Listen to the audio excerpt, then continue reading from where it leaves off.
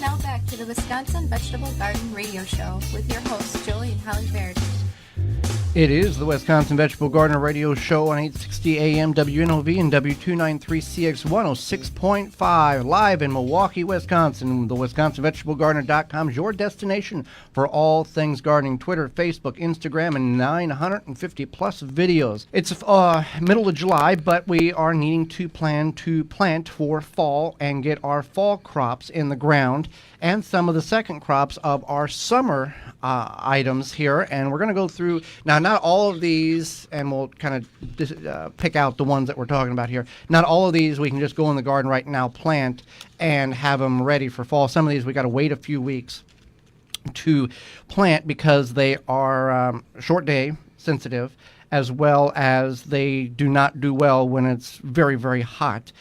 Some of these leafy greens and cooler weather crops. But first, we have already planted our peas for fall. That can be done right now, no problem at all. As the days get shorter, the peas like that in the fall time and cooler, they will be ready. And we replace the garlic with the peas. So that's something to think about is as you're planting for fall, if you're pulling things out now, what can you replace? Like when we harvest the potatoes in a couple of weeks, one bed will be for fall garlic. The other bed will be for rutabagas and turnips, which we have found do not do good in spring. That was one of the fails that we didn't mention in the first segment was rutabaga, or what was spring turnips. We just can't get them to grow. We've had phenomenal success in growing them in the fall, and we always plant those about the first weekish of August. Rutabagas take 90 days. Turnips take 60 days to reach maturity, and that's something we can plant here in the next couple of weeks. I wouldn't recommend planting them right now.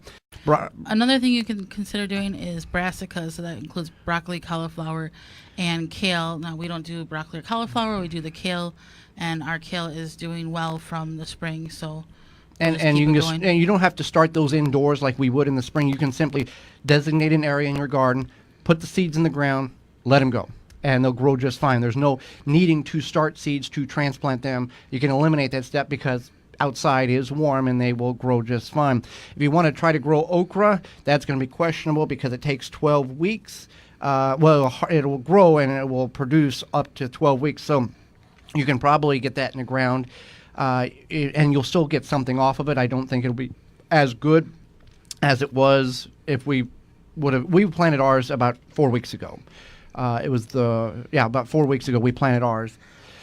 But you can certainly put that in the ground. You will get something. You won't get it as prolific because I think the cool weather will get to it by the end of the season, and it's a very warm weather crop. Now, arugula, on the other hand, we want to hold off on that for a little while, but it can be planted in the fall. You can get baby leaves in 21 days. You can get full plants in 40 days, and this is a cool weather crop. The heat will cause it, and the day length will cause it to bolt or go to seed and get very bitter. So we want to hold off on that and probably wait until September to go ahead and plant those things. Beets and beet greens, we can go and put those right in the ground. And some of these you can do right now, or you can do between now and the beginning of August. Just keep in mind that, for example, like the broccoli is about 60 days, and same for cauliflower. So if you start them in August and there's a threat for frost come like end of September, you're okay with that because might want to, they can handle that frost. Right. If it's a light frost. Right. But if it's like a freeze or heavy frost, you're going to want to cover those. Right. So another thing, you can go ahead and you want to wait. We can plant carrots, but we want to wait a little while. Carrots take 70 days to reach maturity, but they do like cooler temperatures. Around the 80-degree mark is where they really like. We'll talk more about that. We have a question about growing carrots at the end of the show. We'll go more in details on that. But carrots is something we can replant again. Some summer crops. Let's talk about summer crops that we can plant a second time now. Bush beans, pole beans, cucumbers, we can plant again, and they will produce up to frost. Broccoli rabe, that's usually a spring, or I think it's a spring or summer crop, and it takes about 40 days. We've never grown it, but it is quite popular, so that's an option for you. Cilantro is on our list, and there's a couple of things. We talked to Shauna Coronata. It was the second show. She does not grow cilantro because it bolts so quickly.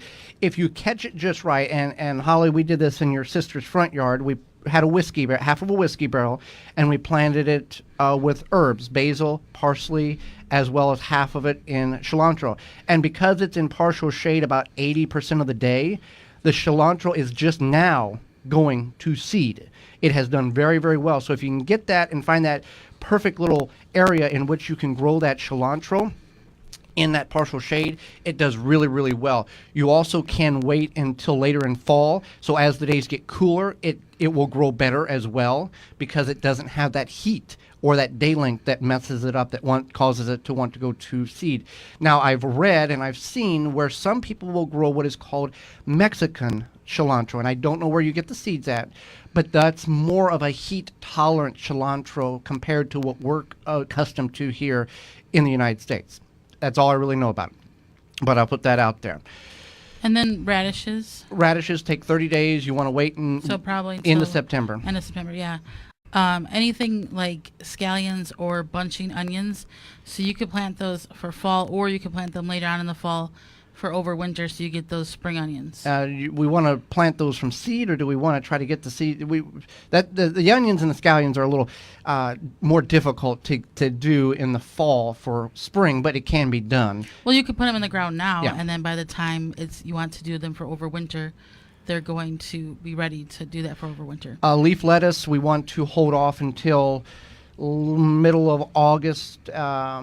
We got some romaine lettuce that we've started, and if you can grow that in kind of a partial shade area, you're going to be fine. But again, you don't want to do this in full hot sun, because it will affect the plant. The plant will get stressed because of the day length and the heat, and it will go to seed. So you kind of, if you're going to plant any of these, you do want to do a little research, and just don't take our word for it, because everybody's growing backyard is different than everybody else's. So there's some, you just don't want to go in blind and go, okay, I'm just going to put them here because I was told to put them. You want to do a little research about these crops, and we'll talk about how to keep the plants from being stressed next week on the program over the summer months. Swiss chard, we can go ahead and plant now. That doesn't affect it. The heat, the day length doesn't bother that at all when it comes to the greens on that. What else do we have here? Greens. Greens just in general. Mm-hmm. We can go ahead and plant that in the next couple of weeks for the fall harvest without any problem at all. What about something like spinach? Yes. We can plant them just directly, put the seed right in the ground without any problem at all. We don't have to start the seedling indoors like we would in the spring. What was yours? Oh, spinach. Spinach. Again, that's a more sensitive heat day length thing, so we want to plant that about the same time we plant our leaf lettuce. We would plant ours in the middle of August, early September. And the thing here's the thing you want to keep in mind with the lettuce and the spinach. Leaf lettuce, plant a little, get a lot. You want a lot of spinach, plant a lot of spinach to get some. Just the way we have found it. Leaf lettuce does very, very prolific, a lot of leaves, a lot of structure.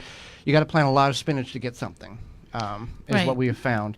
And then, as we mentioned in the previous segment, turnips and rutabagas, we always plant those in the fall. About August 1st, first week in August is when we plant those, and that works well because the potatoes come out, turnips and rutabagas go in the ground from seed. And again, so maybe you're not going to plant these this weekend, but thinking forward in the next 2 weeks. Garden season is not done. You can still get more stuff in. We don't live in Hawaii where we can just grow anything we want any time of year we want. We've got a limited amount of time. We've got to make it count, and we can do a lot of these crops 2 times and get a double harvest, essentially. So with that being said, don't let your garden just go barren. Put something in the ground here for the fall.